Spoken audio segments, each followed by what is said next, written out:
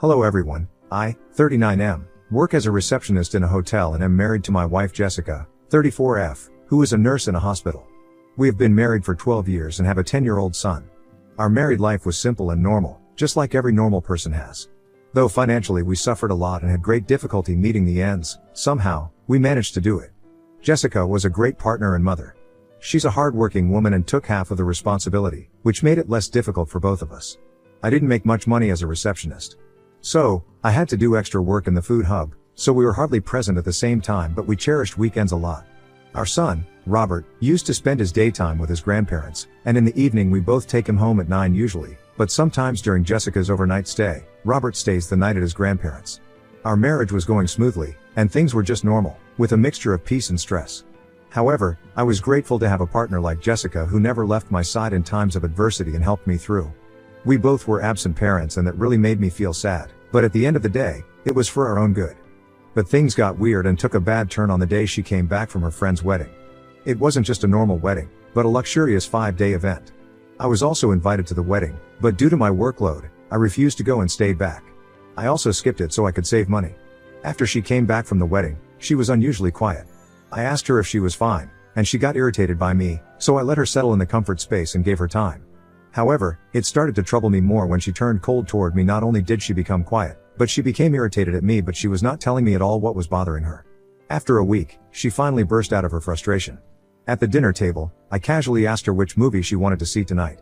Initially, she ignored me and then got agitated at me for asking her such questions. I asked her, what was wrong? And she told me that she regretted marrying me, and that all her friends were having their dream lives, but as for her, she was suffering, and I was not doing much as a man. I failed to provide her with the life she wanted. Instead of watching movies at home, when will I take her to the theater? There were a lot more which she said and stood up from the table, leaving the half-finished plate on the table. I stayed silent because I saw it coming. One day she was going to snap at me, and it wasn't her fault for having such wishes. I decided to apply for jobs and interview more and more. The next day she didn't come home in her usual time and said she had extra hours at the hospital. I and Robert waited for her, but it got late, so I tucked him in the bed. After a while, I slept too, and Jessica came back at 4 in the morning. I asked her to come and sleep next to me, and I would take care of the housework. I wrapped my arms around her waist and tried initiating sex, but she got irritated and asked me not to touch her. Obviously, I respect her consent, but the way she snapped at me made me feel like she was disgusted by me. I somehow managed to keep my thoughts calm and went back to sleep. The next day was Sunday. In the morning, I called her for breakfast, and she came down looking irritated. I asked her what was wrong, and she told me she wanted to buy herself a set of lingerie and she wanted my card. In that situation, I couldn't say no to her, so I gave it to her. The card had money that I was saving up for Robert, and I felt quite uneasy. I asked her if she could wait for a week until my salary came, then buy it instead of using my card. She threw my card on the table and asked me to keep it, calling me stingy that I even refused to buy her basic things. I held her wrist and apologized millions of times to make her accept the card again. She took the card, kissed my cheeks to say thank you, and left. Her phone was on the table, and it started buzzing. I took her phone and saw the text registration of some social media applications. I was going to open the phone, but Jessica came down, and I put the phone down on the table immediately. She took her phone and went outside. After a while, I took Robert to his grandparents, and on my way, I got a message from the bank about the debited money. It was $1,200. I stopped my car, and my hands were on my head, thinking how crazy Jessica had been acting. I dropped off my son, called Jessica, and asked her to come back home. She came back home, and I asked her about the stuff she bought for $1,200. And how could she spend such a huge amount of money in just one go? I have been saving it for the family, obviously. She kept listening, started crying, and kept blaming me, saying that I ruined her life and that I couldn't even fulfill her basic wishes. All her friends are living a luxurious life, it's just me living at rock bottom. I told her she was acting crazy and greedy, and she knew my financial condition before marrying me. I did my best and am still doing it, and she shouldn't blame me for that. I told her that everything was fine a few months ago, but what's wrong now? Why was she acting like that suddenly? I don't know what happened to her. She sat in front of me with those guilty eyes and apologized to me for acting like that. She told me that on her friend's wedding day, all her friends were wearing branded clothes and carrying luxurious bags and accessories. Her friends kind of embarrassed her and asked her if her husband wasn't doing enough for her. I felt bad for her and forgave her. Along with that, I asked her to understand that not everyone can afford the same lifestyle, and we both were trying our best to resolve this situation, so she shouldn't make herself feel embarrassed. Instead, she should feel great that she was an independent woman. She hugged me and we got intimate after so many days.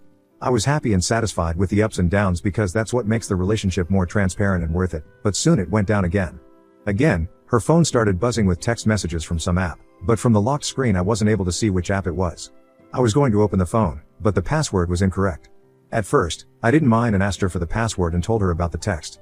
She didn't give me any details or her password, and she casually took her phone and left the room. After Jessica fell asleep, I took the phone from her side and tried entering the password, but it failed again. I was annoyed and tried processing my thoughts as to why she had changed her password. As soon as I put her phone back, it started buzzing again with a series of notifications. It was troubling. In the morning, I went back to work and dropped her off. Yesterday was our wedding anniversary, and I did remember but pretended to be oblivious as I prepared a surprise for her. After dropping her off at the hospital, I went back to my place and set it up beautifully with warm lights and lilies. Robert was going to stay at his grandparents' tonight. I was so excited and happy while preparing her favorite meals. After placing everything nicely, the door opened, and Jessica walked in. Her tired face changed into happiness as soon as she saw the house set up romantically. She ran toward me and hugged me tightly. We had a great time together and finally, we sat down to talk. She told me that she loved the efforts I had put in, but if we had money, we could go to a fancy restaurant. She also started telling me about her friend, whose husband gifted her a diamond ring. I started to feel insecure and realized that she didn't like what I did to make her happy, and she was not satisfied at all. I listened to her quietly faking a smile. I didn't want to fight with her on my anniversary. To distract her, I started clicking pictures of us. But as soon as I was going to upload those, she asked me not to post these pictures as our house and everything looked cheap, and she didn't want her friends to see them. She was so harsh and made everything seem worthless. The food and the flowers were worth nothing in front of her greedy eyes. Jessica was from a well-to-do family, but she was never greedy, or maybe she never showed that to me. She knew about my humble earnings and she never complained about it. But suddenly she has become so materialistic. I was still not able to process my thoughts. She went inside the bedroom and called me after a few minutes. She was wearing red lingerie and looked extremely ravishing. I went towards her and started kissing her, but she stopped and asked me to click a few pictures of hers. We had fun and the rest of the time went fun. In the morning, I got a call from Robert's school, and I immediately drove off. After reaching the school, the teachers told me that he got into a fight. I asked Robert what was wrong that he punched his friend. He told me that his friend, James, was making fun of Mom, and he was telling everyone that Mom got fired from the hospital. James' mother was also the nurse in the same hospital as Jessica. I didn't want to believe what I heard. Maybe it was just a rumor. If that really happened, why didn't she tell me? I left for my work after that, but I was just not able to process all the changes going on in my life. I sense something is wrong with Jessica. There's something she's hiding. I'm not doubting her outrightly that she's cheating on me, but she's definitely up to something. Update 1. Hey everyone, it's been a week since my last update as I was dealing with many issues and finally decided to divorce Jessica after knowing the truth. After hearing the rumor from Robert, I could not sleep for days and decided to find the truth. Today morning, I just drove off to the hospital. I asked the receptionist to call Jessica, introducing myself as her husband. The receptionist looked at me and then shared looks with the other lady on the counter. The receptionist told me that Jessica no longer works there. I asked her since when. She said a month ago. I asked her the reason, but she didn't tell me. Her looks suggested that she knew and it was pretty bad, but she didn't tell me. I was coming out of the hospital, confused and angry. I was wondering if she was fired, then where was she working these days, and from where was she getting money? As I was about to get in the car, James' mother waved at me to stop. She apologized for James's behavior and how she shouldn't have talked about such things in front of her son. I nodded and said not to worry. She said she had something I needed to know. I knew what it was. She told me that after Jessica came back from her leave, the wedding leave, she started feeling very insecure and sad about her life, and the only thing she talked about was money. She took Jessica's cribbings to be normal stuff, as we all feel like that sometimes, but that didn't stop there. Jessica created an adult profile on social media. I was shocked that I felt numb. She said that Jessica got fired because she was caught making obscene videos and clicking naked pictures in the storeroom of the hospital. One of the janitors saw it and made videos of it and leaked it to every staff, and that's how everyone got to know. I asked her for the name of the social media app and gave me her number and told me that she would send me an account link of Jessica's profile. She asked me to stop Jessica, or that would create problems for Robert in his school. I requested her not to discuss all this in front of James as that would further create problems for him. She agreed. I felt so disgusted after hearing this that I wanted to throw up. Never in my life have I felt so worthless, and I blamed myself for everything she was doing. It was because I failed to provide. After crying my heart out inside my car, I decided to gather all the evidence by myself and then confront Jessica because she was going to feed me lies on lies. While I was driving back, I remembered that a few days back, I was scrolling down my social media and saw a new profile on my suggestion. In the profile picture, there was a woman who was wearing red lingerie, but her face was hidden. I don't know why her back resembled that of Jessica's. I clicked on it, but it took me to an 18+ website for adult entertainment. I took that to be another promotion gimmick of an adult dating app and ignored it. Now I realize that the social media app shows you the suggestions if the person is in your contact list. That woman was definitely Jessica. The dots started to connect, and I felt uneasy and anxious. In the evening, when I reached home, I found several packages on the couch, dresses, heels, bags, and whatnot lying around that were just bought out of the store. I took out the bill from the sofa and couldn't breathe for a moment after seeing that she bought $900 lipstick. Jessica came out of the room and looked scared to see me. I showed her the bill and asked her where did she get all the money. She threw the stuff from her hand on the floor and told me that she regrets marrying me and that she feels confined inside the walls of poverty. She wanted a few things for herself, and she got it. What's so big deal about it? She was like, why does my life always have to be about our son or this house? Why can't I spend my savings on something I love? I almost laughed at her manipulative tactics but pretended not to know the truth. I took a deep breath and again asked her, where did she get all the money? She looked at me and told me that she got promoted to a different healthcare center, and they paid her a good amount. I nodded and went outside for a walk. James' mother texted me Jessica's adult account details, and without even opening the account, I knew it was Jessica. I put my hands on my face and didn't have the courage to open it and see it for myself, but the anger and the insults she put me through daily were humiliating, only to realize that she sold her body to the public for materials and ruined our 13 years of marriage. I searched the username, and it showed the exact same account I had on suggestions a few days ago. I made a new account, created a whole fake profile, and did everything that was needed. I found her account, but to see her content, I had to subscribe, and it cost $200. I paid that amount. A big amount for me but a small amount to pay to save myself from daily humiliation. Her profile said, "Your personal nurse," and after taking the subscription, the account finally opened. My palms were sweaty, my mouth felt bitter, and I almost threw up when I saw those pictures. Those pictures and videos were scary, but the comments were terrifying. Half of the stuff was hidden, and they cost such high rates. Not only this, but she also posted the pictures I clicked on the day of our anniversary. The same pictures now looked disgusting to me. The comments were outrageous, and I couldn't look at that anymore. More like, I couldn't look at her anymore and immediately thought of divorce. There was no time to delay that, so I called my brother and asked him to help me prepare the divorce paper. He worked for an attorney. When I came back home, she wasn't there. She left a note, leaving for night shift. The fun part is she's jobless. I don't want to spell this out, but I God know what kind of night shift she's into. I don't think I'll be able to sleep until I confront her and humiliate her the way she insulted me, and for that, I didn't have to do anything because she did it herself. Update 2. It's been a while since the last update, as I was dealing with severe trauma, and the divorce process was harder to process. So, the next morning after my last update, I woke up to Jessica's yelling at Robert, asking him to stay the FCK away from her expensive things. He was apparently messing around with the expensive stuff she bought last night. This brought anger down my body. I asked Robert to go inside his room. I gave her a cold stare and asked her again where she got this much money. She put her phone aside and asked me if I had lost my hearing ability. I laughed at her comment and told her that at least I didn't lose respect for myself the way she did. She looked completely oblivious and asked me what I was talking about.